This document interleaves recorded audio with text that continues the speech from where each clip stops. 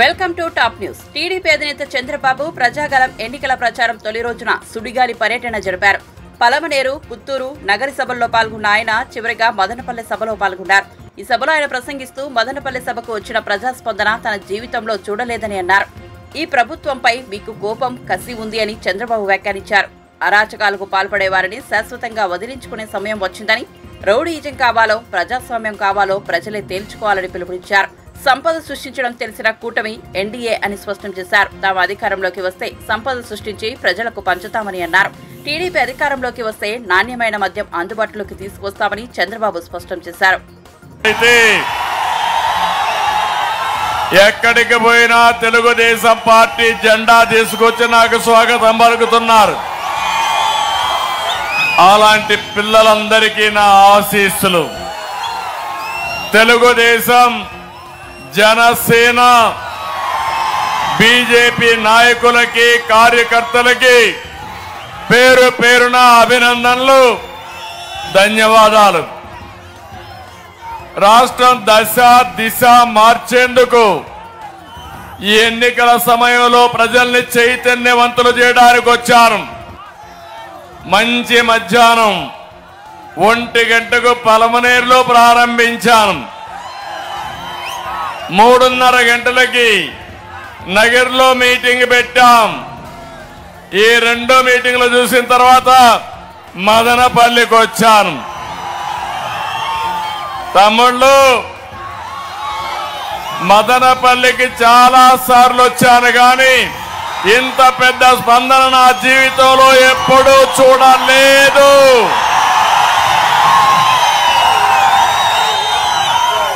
ఇది చూసిన తర్వాత నాకు అర్థమైంది, ఈ ప్రభుత్వం పైన మీకు కోపం ఉంది, కసి ఉంది, అది కక్షగా మారుతా ఉంది. ఎప్పుడు ఎన్నికలు పెట్టినా చిత్తుగా ఓడించడానికి మీరు సిద్ధమయ్యారు. ఒక్క ఛాన్స్ అన్నాడు. జ్ఞాపకం ఉందా? 2019లో ముద్దులు పెట్టాడు, జ్ఞాపకం ఉందా? తల నిమిరాడు, జ్ఞాపకం ఉందా? చెక్కిళ్ళన్నీ కూడా చేతి పెట్టి సవర తీశాడు, జ్ఞాపకం ఉందా? తమ్ముళ్ళు, అయినాక ముఖ్యమంత్రిగా ఏం చేశాడు? బాధుడే బాధుడు. అవునా కాదా? గుద్దుడే గుద్దుడు. ఎవరినైనా వదిలిపెట్టాడా అని అడుగుతున్నా మిమ్మల్ని. ఆ బాధ ఈరోజు మీ అందరిలో చూస్తున్నా. ఒక బాధ, ఒక ఆవేదన, ఒక ఆక్రందన, ఒక ఆవేశంగా తయారైంది. తొలి రోజు నేను చూస్తే నా 3 మీటింగులు సూపర్ హిట్ అయినాయి. ఇక రాబోయే అన్స్టాపబుల్ తెలుగుదేశం పార్టీ ఎన్డీఏ ఇక్కడ ఎక్కడికి వెళ్ళినా సాగునీరు లేని రైతు ఎదనిపిస్తా ఉంది. ఉద్యోగం లేని మా యువత కనపడుస్తున్నారు. నాకు నమ్మించి తడిగుడ్డతో గొంతు కోసే ప్రభుత్వం ఏదో మీ భవిష్యత్తు కోసం పనిచే. ఏపీ ముఖ్యమంత్రి, వైసీపీ జాతీయ అధ్యక్షుడు వైఎస్ జగన్మోహన్ రెడ్డి ఎన్నికల ప్రచారానికి శ్రీకారం చుట్టారు. మేమంతా సిద్ధం పేరిట చేపడుతున్న ఈ ఎన్నికల ప్రచారంలో తొలి సభను ప్రొద్దుటూరులో నిర్వహించారు. ఈ సభలో ఆయన ప్రసంగిస్తూ ఇంత పెద్ద మీటింగ్ ఈ జిల్లాలో ఎప్పుడూ జరిగి ఉండదేమో అనేలా జనసంద్రం కనిపిస్తోందని హర్షం వ్యక్తం చేశారు. ఇప్పటి వరకు నా విజయాలకు కారణమైన మీ అందరికీ కృతజ్ఞతలు అంటూ ప్రజలను ఉద్దేశించి వ్యాఖ్యానించారు. ఈ రోజు రాష్ట్రంలో కోట్లాది గుండెలు మన పార్టీకి, మన ప్రభుత్వానికి మద్దతు పలుకుతూ 2024 ఎన్నికల సమరానికి సిద్ధం అంటున్నాయని తెలిపారు. మన జెండా మరే జెండాతో జట్టు కట్టడం లేదని, ప్రజల ఎజెండాగా మన జెండా ఇవాళ రెపరెపలాడుతోందని అన్నారు. మళ్ళీ మరో 5 సంవత్సరాలు మీ ఇంట్లో మీ రక్తం తాగేందుకు వస్తుంది అని చెప్పి ప్రతి ఇంటికి వెళ్ళి చెప్పండి. పొరపాటు చేయొద్దు అని ప్రతి ఇంటికి వెళ్ళి చెప్పండి. చంద్రబాబుకు ఏ ఒక్కరైనా కూడా ఓటు వేయటము అని అంటే దాని అర్థం ఏమిటో తెలుసా? చంద్రబాబుకు పొరపాటున ఏ ఒక్కరైనా ఓటు వేయటము అని అంటే దాని అర్థమేమిటో తెలుసా? మనమే మనకు అందుతా ఉన్న మన పథకాలన్నింటినీ కూడా రద్దు చేసేందుకు మనమే ఓటు వేయటము అని చెప్పి ప్రతి ఇంటికి వెళ్ళి చెప్పండి. చంద్రబాబును నమ్మటము అని అంటే అబద్ధాన్ని, మోసాన్ని, వెన్నుపోటును నమ్మినట్టే అని చెప్పి ప్రతి ఇంటికి వెళ్ళి చెప్పండి. ఒక్కసారి చంద్రబాబు నాయుడు గారి గురించి చెప్పేటప్పుడు ప్రతి ఒక్కరూ కూడా ఆలోచన చేస్తూ చెప్పండి. ఇదిగో చంద్రబాబు తీయటి మాటలు, రంగురంగుల వాగ్దానాలు, చంద్రబాబు నాయుడు మాటల్లో విషయం ఎలా ఉంటుందో ఇదే దత్తుపుత్రుడితో, ఇదే మోడీ గారితో కలిసి ఇదే చంద్రబాబు నాయుడు గారు 2014లో ప్రజలకు ఏం చెప్పాడో, ఎంతటి మోసం చేశాడో వారు చేసిన పాంఫ్లెట్ను మీరే ఒక్కసారి చూడండి. ఈ పాంఫ్లెట్ 2014లో చంద్రబాబు నాయుడు గారు, ఇదే కూటమి, చంద్రబాబు నాయుడు గారు, దత్తపుత్రుడు మోడీ గారు, ముగ్గురు ఫోటోలు, కింద చూస్తే చంద్రబాబు నాయుడు గారి సంతకం. ఈ పాంఫ్లెట్ ప్రతి ఇంటికి పంపించారు, టీవీలలో అడ్వర్టైజ్మెంట్ వేశారు, వీర బాధుడు బాదారు అడ్వర్టైజ్మెంట్లు. వీళ్ళు ముగ్గురు కలిసి 2014లో కూటమిగా ఏర్పడిన వీళ్ళు ఇంటింటికి వెళ్ళి ఈ పాంఫ్లెట్ పంచి ఎల్లో మీడియాలో, అదే ఈనాడులో, అదే ఆంధ్రజ్యోతిలో, అదే TV5లో అడ్వర్టైజ్మెంట్ల మీద అడ్వర్టైజ్మెంట్లు వేసి వీళ్ళంతా కూడా చెప్పింది ఏమిటి? రైతులకు రుణమాఫీపై మొదటి సంతకం చేస్తానన్నాడు. 87,612 కోట్ల రూపాయలు రుణమాఫీ చేశాడా? రెండు చేతులు పైకెత్తి ఇలా ఇలా ఇలా ఇలా ఇలా ఇలా ఇలా ఇలా ఇలా ఇలా ఇలా ఇలా ఇలా ఇలా ఇలా. పొదుపు సంఘాల రుణాలన్నీ పూర్తిగా మాఫీ చేస్తామన్నాడు. 14,205 కోట్ల రూపాయలు. ఒక్క రూపాయి అయినా చేశాడా? రెండు చేతులు పైకెత్తాలి. ఇలా ఇలా ఇలా ఇలా ఇలా ఇలా ఇలా ఇలా. ఆడబిడ్డ పుట్టిన వెంటనే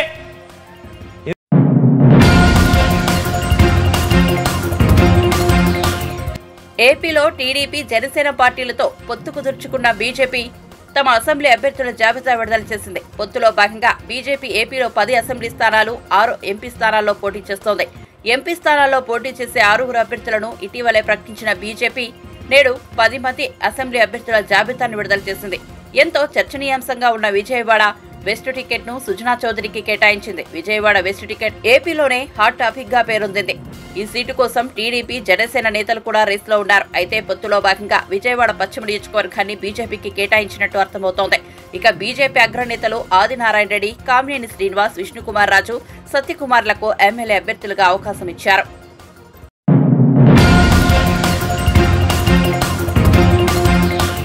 మంత్రి జూపల్లి కృష్ణారావుపై బీఆర్ఎస్ నేత ఎర్రోళ్ల శ్రీనివాస్ తీవ్రస్థాయిలో మండిపడ్డారు. బుధవారం నాడు ఆయన మీడియాతో మాట్లాడుతూ మంత్రులు దొంగల ముఠాగా మారి రాష్ట్రాన్ని దోచుకుంటున్నారని విమర్శించారు. హామీలు అమలు చేసే వరకు కాంగ్రెస్ వెంటపడతాం, వేటాడతామని హెచ్చరించారు. 6 గ్యారెంటీలను అమలు చేయనందుకు కాంగ్రెస్ పార్టీ మంత్రులపై చీటింగ్ కేసు నమోదు చేయాలన్నారు. జూపల్లి కృష్ణారావు గతంలో ఉద్యమంలో పాల్గొన్నాడనే గౌరవం ఉండేదని, కేసీఆర్, హరీష్ రావులపై ఆయన చేసిన వ్యాఖ్యలు సరికాదన్నారు. కేసీఆర్ కేబినెట్ లో మంత్రిగా పనిచేసిన విషయాన్ని జూపల్లి మరిచినట్లుగా ఉన్నారని ఎద్దేవా చేశారు. అట్టి మారంగానే మనిషి మారతాడు, మనిషి యొక్క విలువలు మారుతాయి, మాట మార్చచ్చు అనేది జూపల్లి కృష్ణారావు గారి నిన్న స్టేట్మెంట్ చూసిన తర్వాత అర్థమైంది. ఇలా జూపల్లి కృష్ణారావు గారు హరీష్ రావు గారి మీద, బీఆర్ఎస్ పార్టీ అధినేతల పైన, మా అధినేత కేసీఆర్ పైన చేసినటువంటి వ్యాఖ్యలను మేము తీవ్రంగా ఖండిస్తూ ఉన్నాం. జూపల్లి కృష్ణారావు గారు ఈ పార్టీ పైన, ఈ పార్టీలో కూడా మీరు మంత్రిగా పనిచేసింది, 5 సంవత్సరాలు మంత్రిగా ఉన్నారు. జిల్లా మొత్తం గుత్తాధిపత్యం పట్టుకొని ఎవరిని కూడా ఎదగనీయకుండా చేసి 5 సంవత్సరాలు మంత్రిగా ఉండి పనిచేసింది. ఇలా మీరు ఎందుకు ఇలాంటి అబద్ధాలు మాట్లాడాలి? మీరు మాట్లాడుతుంటే దయ్యాలు వేదాలు వల్లిస్తున్నట్టు అనిపిస్తూ ఉంది. ఇలా మేము ఇలా హరీష్ రావు గారి పైన, బీఆర్ఎస్ పార్టీ పైన, మా కేసీఆర్ గారి పైన విమర్శలు చేసే ముందు ఫస్ట్ మీరు ఆత్మవిమర్శ చేసుకోండి. మీరే చెప్పింది కదా చాలా సందర్భాలల్లో, ఒకప్పుడు తెలంగాణ ప్రాంతంలో వలసలకు నిలయమైనటువంటి జిల్లా ఏదైనా ఉంది అని అంటే అది పాలమూరు జిల్లా.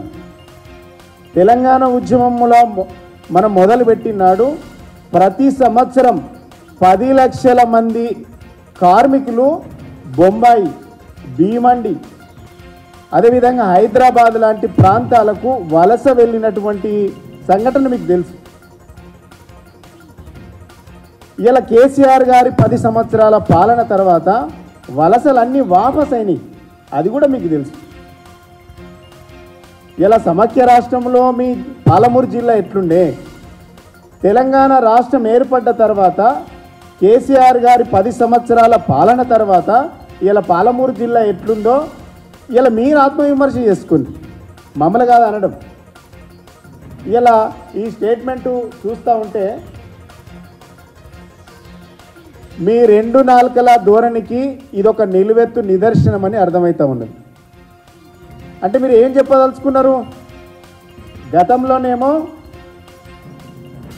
నిరుద్యోగ భృతి మీద మాట్లాడితే ముఖ్యమంత్రి గారి స్టేట్మెంట్ మీద మాట్లాడితే ఉప ముఖ్యమంత్రి ఏమంటాడు, మాకు సంబంధం లేదు, మేము అనలేదన్నారు. ఇలా రుణమాఫీ మీద నిన్న మంత్రి గారు మెదక్ పార్లమెంట్ నియోజకవర్గ సమీక్ష సమావేశంలో మాట్లాడితే ఇలా మేము ఆర్థిక పరిస్థితి బాగాలేదని చెప్తా ఉన్నారు. అంటే మీరు ఏం చెప్పదలుచుకున్నారు? ఈ 100 మీరు ఇచ్చినటువంటి వాగ్దానాలు ఏదైతున్నాయో అవి మేము చేయలేము అని చెప్పకనే చెప్తున్న మాట గుర్తొస్తూ ఉన్నది. ఇలా జూపల్లి కృష్ణారావు గారు మీరు టీఆర్ఎస్ పార్టీలో ఉన్నప్పుడు, మంత్రిగా ఉన్నప్పుడు ఏం మాట్లాడినరో ఒకసారి మీరు వినండి. మీ మాటలు 2 నాలుకల ధోరణికి ఇదొక నిలువెత్తు నిదర్శనం.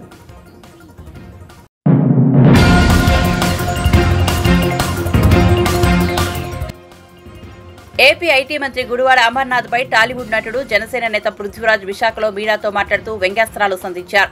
అతనికి ఏం తెలుసునని ఐటీ మినిస్టర్ని చేశారో అర్థం కావడం లేదని అన్నారు. వీళ్ళందరూ ఐటీ మినిస్టర్ ఏమొచ్చండి? ఐటీ మినిస్టర్ మేము చదువుకుంది ఇక్కడే ఆంధ్ర యూనివర్సిటీ, అప్పుడు వాళ్ళ నాన్నగారు తెలుసు మాకు. కానీ ఈయన ఎప్పుడు వచ్చాడు, ఏం చదివాడు? ఈయన ఐటీ మినిస్టర్ ఏంటంటే ఈయన ఎందుకు పెట్టుకున్నారంటే చుట్టుపక్కల స్థలాలు గిలాలు ఎక్కడెక్కడ ఖాళీ సరుకులు ఏమున్నాయి ఇవన్నీ చూసి మాకు ఇన్ఫర్మేషన్ ఇస్తే మనం చపాతీ చేసేటప్పుడు గోధుమ పిండి అయిపోయాక ఆడవాళ్ళు ఎలా అంటే ఆ రథంలాగా పడుతుంది కింద పిండి, ఆ పిండి ఏరుకోవటానికి ఉన్నాడు ఇతను. గుడివాడ అమర్నాథ్ ఎదుగా సీట్ లేదా నువ్వు గెలవు, నువ్వు గుడివాళ్ళు నువ్వు గాజువాకలో గెలవు. మా కూటమి అభ్యర్థి దగ్గర 70,000 మెజార్టీతో గాజువాక అద్భుతమైన రిజల్ట్. మీరంతా షెడ్యూల్కి వెళ్ళటమే. రేపు 4వ తారీఖు జూన్ 4th ఎలక్షన్ డిక్లేర్ అవ్వగానే బై రోడ్డు వెళ్ళిపోయేవాళ్ళు బై రోడ్డు, ఫ్లైట్లో వెళ్ళిపోయేవాడు ఫ్లైట్లో, డబ్బులు ఎక్కువ దొబ్బారు కదా, అలా పోయేవాడు అలా పోతాడు. రాష్ట్రం ప్రశాంతంగా ఉంటుంది, అద్భుతమైన పరిపాలన ఉంటుంది. ఎక్కడ ఎటువంటి పరిపాలన ఉన్నా కూడా తను ఎవరికి సపోర్ట్ ఉన్నా కూడా తన గొంతు తన గలం అసెంబ్లీలో వినిపిస్తాడు పవన్ కళ్యాణ్ గారు. ఈ రోజున మీరు కుట్రలు వ్యక్తులు ఇంటికి 1 లక్ష, ఓటుకు 1 లక్ష, లేకపోతే బైక్ ఒక బైకు. పిఠాపురం ప్రజలు ఏమంటున్నారంటే అక్కడి నుంచి వచ్చాను నేను ఇక్కడికి. పిఠాపురం ప్రజలు ఒరే లపోట్ మీరు ఇచ్చేది ఏంటారా మాకు బైకులు? ఆల్రెడీ పిఠాపురంలో ఉన్న జనసేన అంతా బైకులతో 3 కోట్ల ఫోన్ చేస్తున్నారు, మీరు ఇచ్చే ఎంగిలి మెతుల కోసం మేము ఆశపడలేదురా అన్నాడు. ఆ ఉప్మా భద్రగడ్డ అని ఒకడు ఉన్నాడు, కాపు నాయకులు అని చెప్పుకుంటారు. మేము ఇంకా ఏంటంటే మాకు తెలియగా కాపు నాయకులు మీరంతా కాపులు బ్రహ్మాండం అని చెప్పి ఒక హరిరామ జోగయ్య గారు, ఈయన ముద్రగడ్డ గారు ఏ రోజు ఏం చేసావు నువ్వు జనాలకి? ఎవరికి ఏం చేయలే, వాడుకున్నావు. మళ్ళీ ప్రేమలేఖలు రాయడం, దాన్ని భూస్థాపితం చేసేస్తాడంటే రే పగిలే కొద్దీ పదునెక్కుద్ది. ముద్రగడ్డ గారు గ్యాసు పదునే కొద్దీ పగిలే కొద్దీ పదునెక్కుద్ది. ఇది అలా ఇదే కార్యకర్తలు, ఇదే ప్రజలు ప్రజలు మెచ్చినటువంటి ఆంధ్ర రాష్ట్ర ప్రజలు మెచ్చినటువంటి గ్లాసు అద్భుతమైన విజయాన్ని సాధిస్తుంది. మీ అందరికీ దగ్గరలో ఉన్న పొద్దున్నే పెనాయిల్ వేసి నోరు కడుక్కోవాలి. మీరేంటంటే మీరు కూడా ఆయన ఎవరో మిథున్ రెడ్డి రాయలసీమ నుంచి మన పిఠాపురం ఈస్ట్ గోదావరికి ఇన్ఛార్జ్. మీకు సిగ్గు శరం ఉండాలరా మీకు. మీరేంటంటే ఎన్ని వ్యక్తులు ఎన్ని చేసినా కూడా పవన్ కళ్యాణ్ గారు ఆపే శక్తి ఎవరికి లేదు. అలాగే కూటమి విజయాన్ని ఆపే శక్తి ఎవరికి లేదు. పృథ్వీరాజుని ఆపే శక్తి ఎవరికి లేదు. చెప్తున్న పవన్ అన్న వదిలిన బాణం పృథ్వీరాజు మీరు వదిలేరు కదా. జగన్ అన్న బాణం షర్మిల అన్నారు కదా. ఇప్పుడు ఆ షర్మిల కాంగ్రెస్ అన్న బాణం అయింది. వేసి కొడతం చేసేది మీరు కొట్టుకు సాగండి అధికారం కోసం, డబ్బుల కోసం, ఆస్తుల కోసం, పెంపకాల కోసం. మాకు అలాంటివి లేవు. మేము ఉంటే గ్లాసులో మంచినీళ్ళు తాగుతాం, గంజి తాగుతాం. బాగా ఎక్కువ ఉంటే ఒక పాయసం తాగుతాం. ఈ గ్లాస్ అలాంటిది. ఈ గ్లాసుల గురించి ఎవడైనా సరే ఒక్కొక్క మాట మాట్లాడితే అప్పట్లో పవన్ కళ్యాణ్ గారు అన్నారు బట్టలు కూడా తీసి కొడతామని. అలా మేము మాట్లాడడం. ఓటేసి కొడతాం. ప్రజలు ఒకటే అంటున్నారు. ఏం సమాధానం చెప్పండి. ఓటేసి కొడతాం. 2024 తీర్పు అద్భుతంగా ఉంటుంది. వర్డిక్ట్ అద్భుతం, బ్రహ్మాండమైన రాజ్యం. మా నాగేంద్రబాబు గారికి, అలాగే నాదెండ్ల మనోహర్ గారికి, మా పవన్ కళ్యాణ్ గారికి ఎలాగా నిబద్ధత గల నాయకులు ఉన్నారు మా దగ్గర. మీలాగా బూతులు మినిస్టర్లు లేరు మా దగ్గర.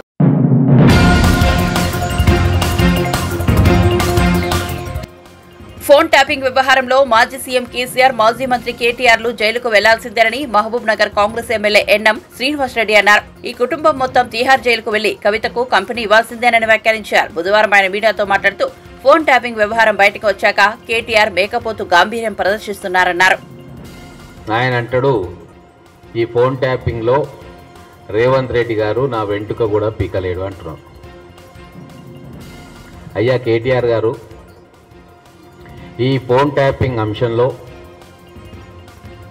ఖచ్చితంగా మీరు మీ తండ్రి గారు జైలు పాలు కావాల్సిందే.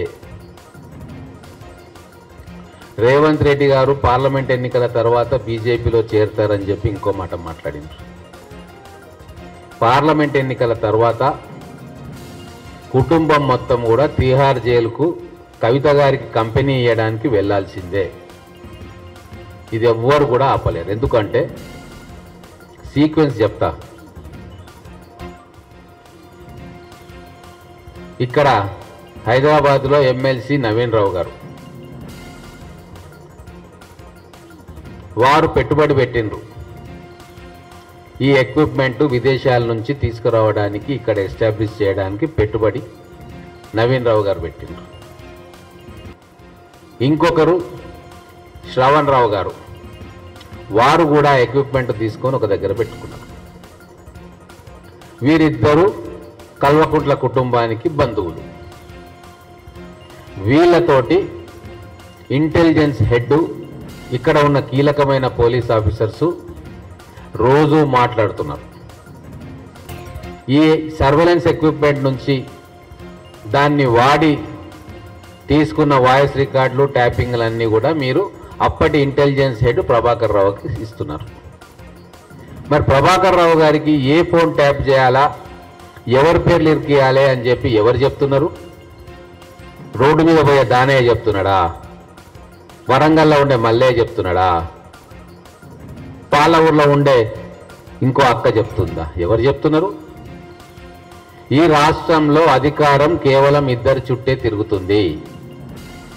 ఒకరు ధృతరాష్ట్రుడిలాగా అన్ని మూసుకొని కూర్చున్న ప్రగతి భవన్ గడిలో కూర్చున్న కేసీఆర్ గారు, ఇంకొకరు అహంకారంతో, మితిమీరిన అహంకారంతో విర్రవీగుతున్న యువరాజు, దుర్యోధనుడిలాగా ప్రవర్తిస్తున్న యువరాజు కేటీఆర్. వీళ్ళిద్దరు ఆదేశాలే నడుస్తాయి కదా ఈ తెలంగాణ రాష్ట్రంలో. మరి వీళ్ళిద్దరు ఆదేశాలు ఇస్తేనే కదా ఇంటెలిజెన్స్ హెడ్గా ఉన్న ప్రభాకర్ రావు గారు ఫలానా ఫోన్ నెంబర్లు ట్యాప్ చేయండి అని చెప్పడం. దానికి మీ బంధువర్గం చేత బయటికి పోకుండా ఎక్విప్మెంట్ ఇంపోర్ట్గా తీసుకొచ్చి ప్రభుత్వ ఖాతాల్లో కనబడకుండా ప్రైవేటుగా డబ్బులు వెచ్చించి తీసుకొచ్చిండ్రు. అంటే ఈ ఫోన్ ట్యాపింగ్ వ్యవహారం మొత్తం కూడా మీ కుటుంబ సభ్యుల పర్యవేక్షణలో, మీ కుటుంబ పెద్ద, రాష్ట్ర అధినేత, బీఆర్ఎస్ పార్టీ పెద్ద కల్వకుంట్ల చంద్రశేఖరరావు గారి కనుసన్నల్లో మీ ఆదేశాలతోటి జరిగిందనేది ఎవరు కూడా కాదనలేని వాస్తవం. దీన్ని మీరు కాదంటారా? లై డిటెక్టర్ టెస్ట్కి వస్తారా కేసీఆర్ అండ్ కేటీఆర్ కంపెనీ? మీరు ఏ ఫోన్ కాల్స్ కూడా ట్యాపింగ్కు ఆదేశించలేదు అని చెప్పి లై డిటెక్టర్ టెస్ట్లకు వస్తారా? నేను రిక్వెస్ట్ చేస్తా ఉన్నా,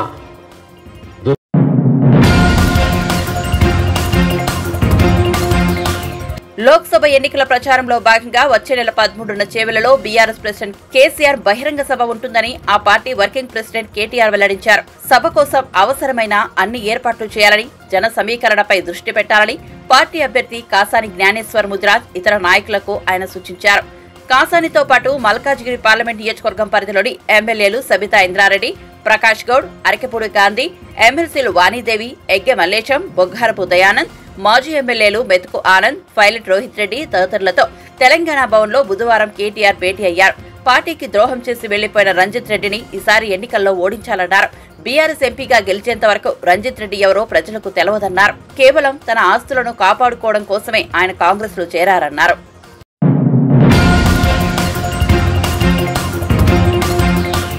కాకినాడ జిల్లా తాళ్లరేవు మండలంలో పంట పొలాలకు నీరు అందడం లేదంటూ పొలాల్లో ద్విచక్ర వాహనాలు నడిపి రైతులు వినూత్నంగా నిరసన చేపట్టారు. మండలంలో గ్రాంటు చివరి ఆయకట్టు పరిధిలో నీరందక వరి పొలాలు ఎండిపోయాయని వారు ఆవేదన వ్యక్తం చేశారు. ప్రభుత్వం ఆదుకోకపోతే తమకు ఆత్మహత్య దిక్కని వాపోయారు.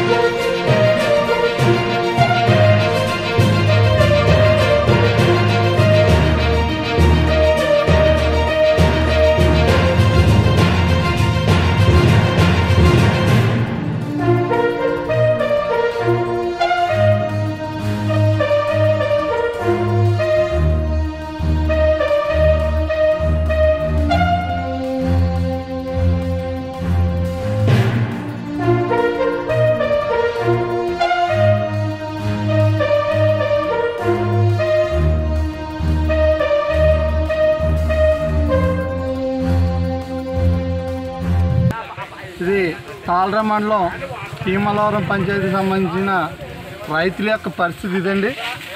మన వాళ్ళు పంట వేసిన దగ్గర నుంచి ప్రతిసారి నీరు గురించి ఇబ్బంది పడుతున్నారు. గత 15 రోజుల కిందట 20 రోజుల కిందట కూడా ఇరిగేషన్ కార్యాలయం దగ్గరికి వెళ్ళి రైతులందరూ కూడా ధర్నా చేసి మాకు నీరు సరిగ్గా ఇవ్వట్లేదు, వంతుల వారి విధానంలో కూడా మాకు నీరు అందట్లేదని చెప్పి అధికారులందరినీ ముట్టడిస్తే అధికారుల మాట ప్రకారం వీళ్ళ పాపం పంట కొనసాగించుకోవడానికి అన్ని రకాల ప్రయత్నాలు చేశారు. నిన్న కలెక్టర్ గారిని కూడా కలిసి మా బాధ ఇదండి, మాకు పరిస్థితి మమ్మల్ని ఆదుకోండి లేకపోతే మాకు ఆత్మహత్యలే గతి అని చెప్పడం జరిగింది. కలెక్టర్ గారు హామీ మేరకు ఉదయం 10 గంటలకల్లా మీ చేలన్నీ తడిపించే బాధ్యత మా అధికారులు తీసుకుంటామని చెప్పి ఆవిడ చెప్పడం వీళ్ళందరూ ఆ మాట నమ్మి వచ్చేసారు. కానీ ఇప్పుడు సమయం 12 అయినా కూడా ఇరిగేషన్ అధికారి కానీ వ్యవసాయ అధికారులు కానీ ఎవ్వరూ వచ్చి రైతుల పరిస్థితి ఏంటన్నది కూడా అడిగిన చందం లేదు. కావున ముఖ్యంగా కలెక్టర్ గారికి మరియు ఇరిగేషన్ అధికారులకు ఒకటే చెప్తున్నాం, తక్షణమే స్పందించి వాళ్ళు వచ్చి నీరు తడి ఏమన్నా పెట్టగలిగితే పెట్టడం, లేని పక్షంలో మేము రైతులందరూ కూడా మొత్తం అన్ని ప్రభుత్వ కార్యాలయాలను ముట్టడిస్తామని చెప్తున్నాం. అలాగే మాకు ఇక్కడ పక్కనే ఉన్న ఓఎన్జీసీ సంస్థ ఉంది, దాని ద్వారా అన్నా కూడా పైప్ లైన్ ఉంది వాళ్ళకి, ఆ నీటిలన్నీ వీళ్ళు మళ్ళిస్తే పంటను ఏదో కాపాడుకుందామని తాపత్రయం తప్ప ఇప్పుడున్న వాళ్ళు నీరు ఇచ్చినా కూడా పంట కాపాడదు. కాబట్టి అర్జెంటుగా రైతులందరికీ ఇన్సూరెన్స్ సౌకర్యం కల్పించి రైతులను ఆదుకోవాలని చెప్పి డిమాండ్ చేస్తున్నాం.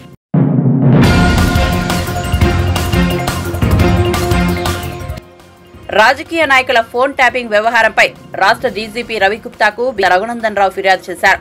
అనంతరం ఆయన మీడియాతో మాట్లాడారు. కేసులో నిక్షిప్తపాతంగా విచారణ జరపాలని కోరినట్లు చెప్పారు. దుబ్బాక, హుజూరాబాద్, మునుగోడు ఉప ఎన్నికల్లో ప్రతిపక్ష నాయకుల ఫోన్ ట్యాప్ చేశారు.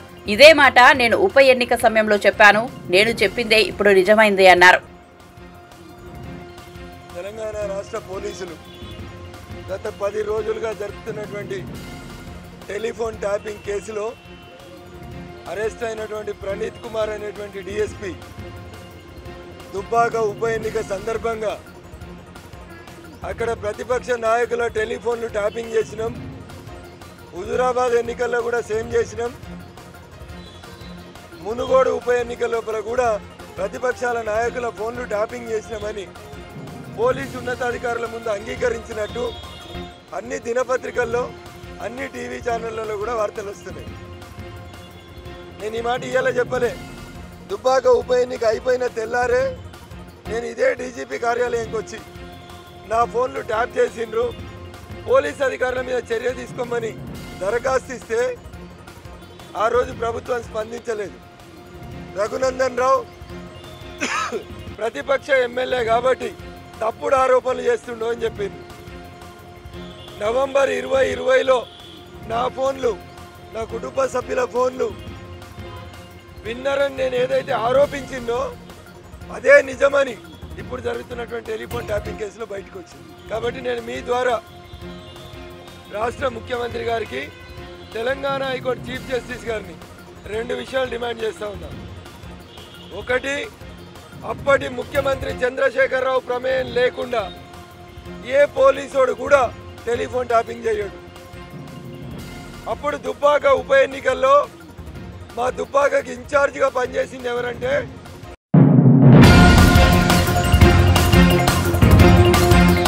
హైదరాబాద్ లోని ఉప్పల్ స్టేడియంలో పరుగులు వెల్లువెత్తిన మ్యాచ్ లో సన్ రైజర్స్ హైదరాబాద్ అదిరిపోయే విజయం సాధించింది. భారీ స్కోర్లు నమోదైన మ్యాచ్ లో ముంబై ఇండియన్స్ పై 31 పరుగుల తేడాతో నెగ్గింది. సన్ రైజర్స్ ఈ మ్యాచ్ లో ఐపీఎల్ రికార్డ్ స్కోరు సాధించినప్పటికీ ముంబై ఇండియన్స్ కూడా ధీటుగానే స్పందించింది.